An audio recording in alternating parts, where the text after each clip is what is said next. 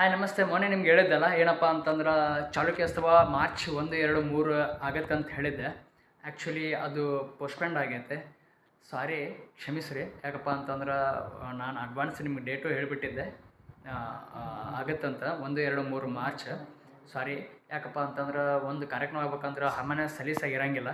ಅದಕ್ಕೆ ಹೇಳುತ್ತೆ ಏನೋ ಒಂದು ಡೇಟೇನೋ ಅನೌನ್ಸ್ಮೆಂಟ್ ನಾ ಮಾಡಿಬಿಟ್ಟೆ ಆಗಿತ್ತು. ಹಂಗಾಗಿ ಅದು ಯಾಕೋ ಮುಂದೂಡ್ಯಾರ. ಹಾಗಾಗಿ ಕ್ಷಮೆ ಇರಲಿ ಅಂತ ಕೇಳ್ತೀನಿ. ಯಾಕಪ್ಪ ಅಂದ್ರೆ ನೆಕ್ಸ್ಟ್ ಅಪ್ಡೇಟ್ ಮಾಡಿದಾಗ ನೆಕ್ಸ್ಟ್ ಆದ್ರೆ ಚಾಲುಕ್ಯೋತ್ಸವ ನಡೆಯೋದು ಮಾತ್ರ ಕನ್ಫರ್ಮ್ ರೀ.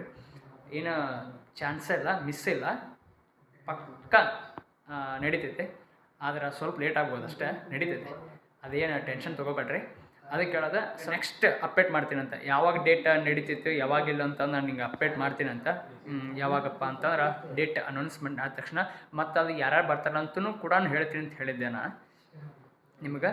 ಸೊ ಹಾಗಾಗಿ ಹೇಳ್ತೀನಂತ ಕ್ಷಮೆ ಇರಲಿ ಅಂಥೇಳಿ ಅಷ್ಟೇ.